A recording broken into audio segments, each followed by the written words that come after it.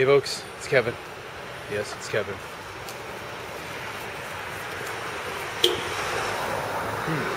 And I just wanted to make a long rambling video. Been a while. Like where I'm just like talking and stuff. Well, maybe not a while. Whatever. Nonetheless. Yeah, so here I am. It's Kevin. And I'm in Japan. And they're getting ready for Christmas. See, there's no Thanksgiving here, right? So I know in America, traditionally, they get ready for You guys have Thanksgiving, which, by the way, everyone, this week, happy Thanksgiving. I know it's over, but nonetheless, I hope you're enjoying the rest of the Thanksgiving holiday. Yeah, so after Thanksgiving, mostly it's like America becomes, Zuma, it becomes Christmas town. Maybe all over Canada now it's already Christmas town, I don't know. But in Japan, it's Christmas town the day after Halloween. Yeah, so guys, it's gonna be a really dark video. Sorry, I'm walking around some badly lit streets. And I don't know, I just wanted to ramble on about something I haven't rambled on about in a long, long time. Ooh, very dark here. And that's coming over here to Japan or Korea to work. It's funny, man. Men and women out there. I often I get so many comments these days. I'm at the point now with the number of subscribers I have on Jalen Kevin and Boost on Kevin that of course I don't have time to read all the comments. I wish I did. I try to read as many as I can. I also don't have time to really respond to all that many. I try, but there's only one of me, and I work full time and have a family and blah blah blah blah blah blah blah blah. Excuses. But I get often a lot of very intelligent questions and comments and messages, and I also don't have time to reply to all the messages I get, but I try, about working in Asia. And I also get some really daft ones, like stupid things. Like people are like, how do I get a job in Asia? How do I get a job in Japan? How do I get a job in Japan doing fucking what? Like what? What do you do? Like what's your skill set? Do you mean it's like what do you do? Do you have a university degree? Do you have a specific technical skill? Are you a 3D artist who speaks fluent Japanese? Are you a 3D artist who speaks fluent Korean? Are you a database programmer?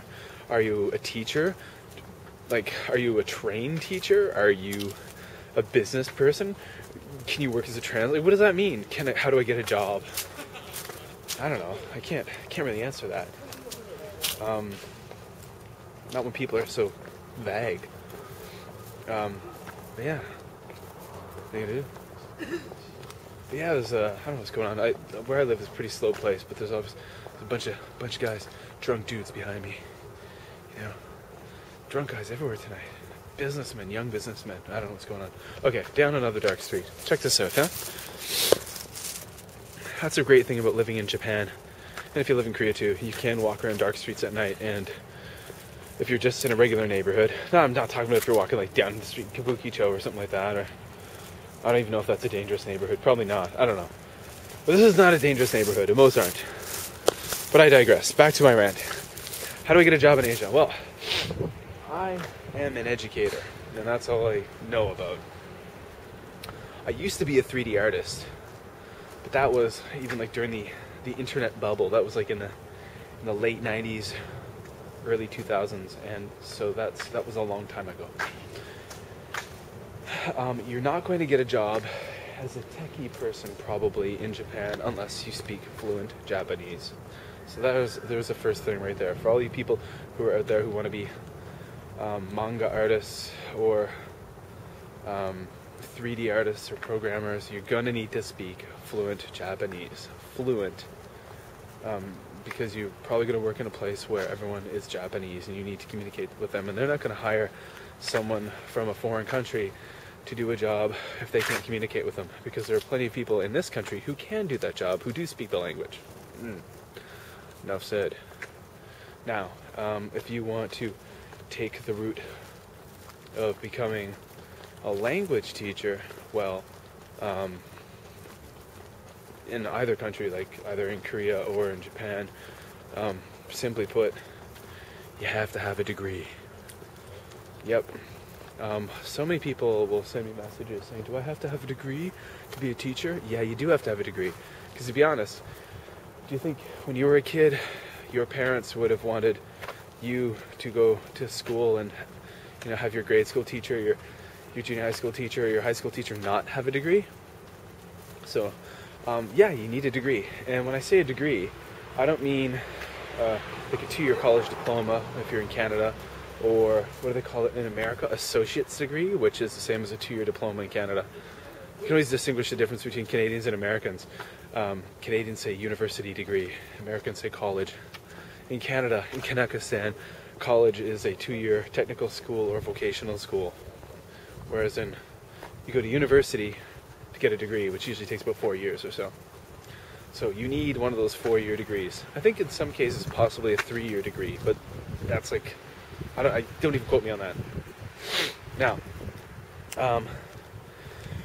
I have not worked. Now, when I lived in Korea, I was a language teacher, an E2 visa holder in Korea, but I have not worked in the English language industry. Well, not like private English schools.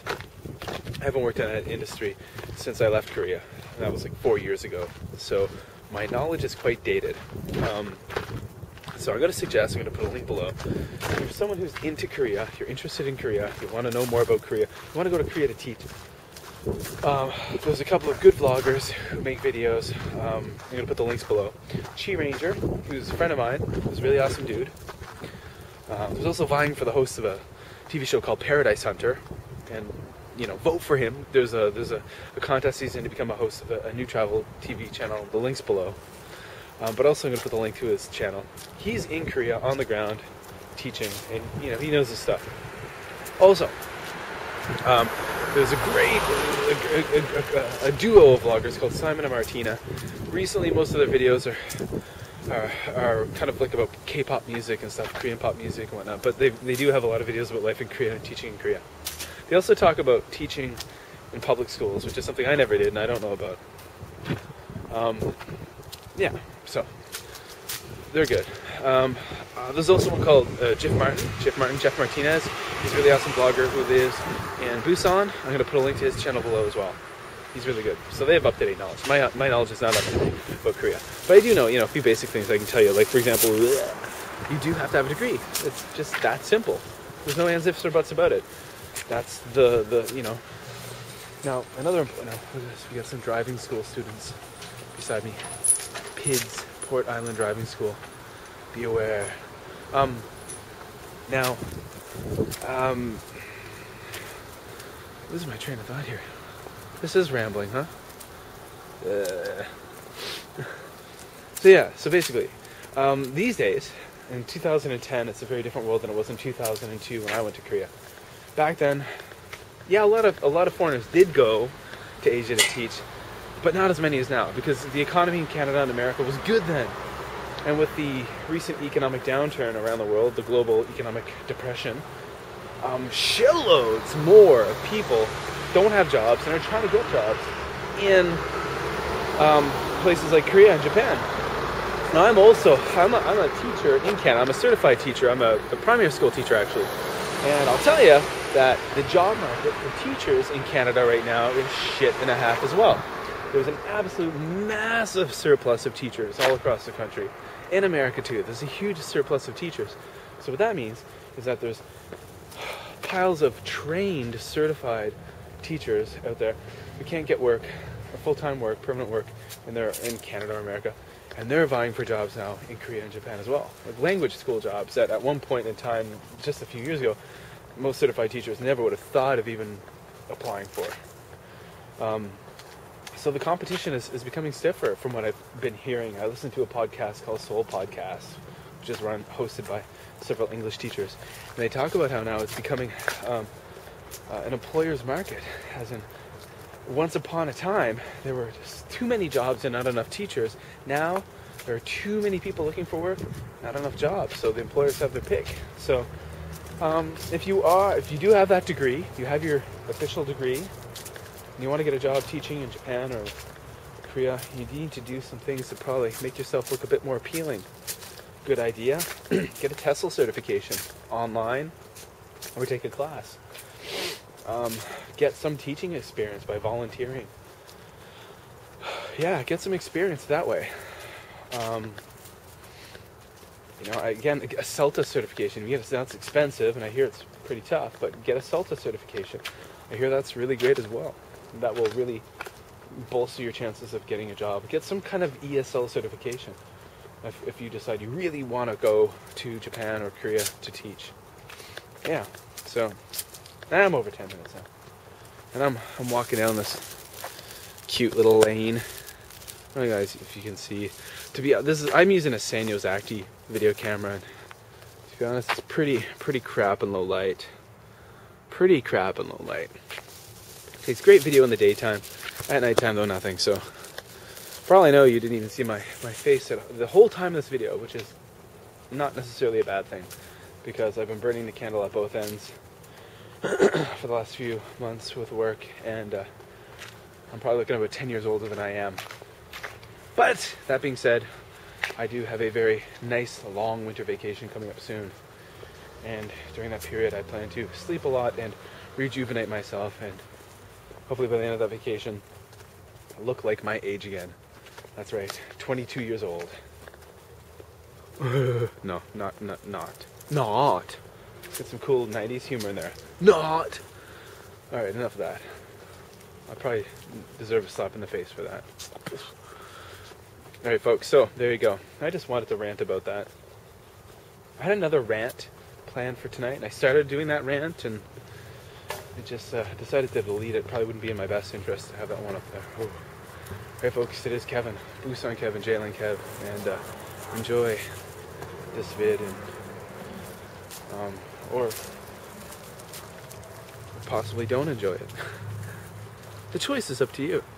Remember, folks, for all kinds of fun silliness throughout the day and night, you can follow me on Twitter at JLaneKev. I tweet a lot. I do have an iPhone.